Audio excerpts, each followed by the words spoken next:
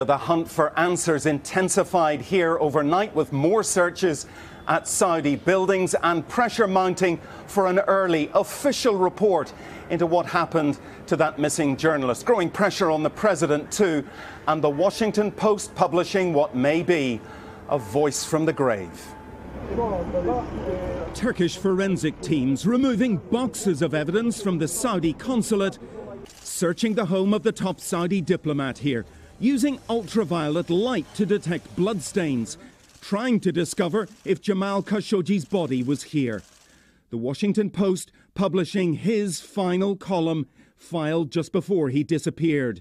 Arab governments, he wrote, have been given free rein to continue silencing the media.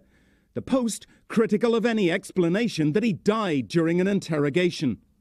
If that means a Washington Post writer was tortured to death, is still unconscionable and should not be brushed under the rug at all. President Trump criticized for defending Saudi rulers accused of murder. I'm not giving cover at all. Refusing to abandon the Saudis as allies. I don't want to do that. I don't want to do that. I do not want to do that. But evidence is growing that among these men identified by Turkey as a Saudi hit squad are royal bodyguards. Turkish officials provided NBC News with passport scans of 7 of them. The New York Times identifying Maher Mutreb as a close aide to Saudi Arabia's powerful crown prince. This close, at his side on visits to the US and Europe.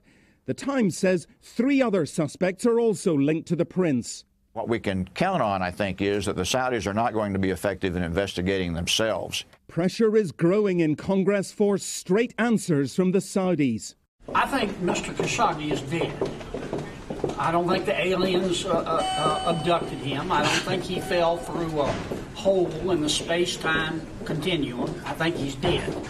Turkey has still not released the audio recording it says proves Khashoggi was killed at the consulate. It has been searched by police twice now. And Bill, the Secretary of State, Mike Pompeo, is now back in Washington after being in Saudi Arabia and Turkey. What effect did that visit have, if any?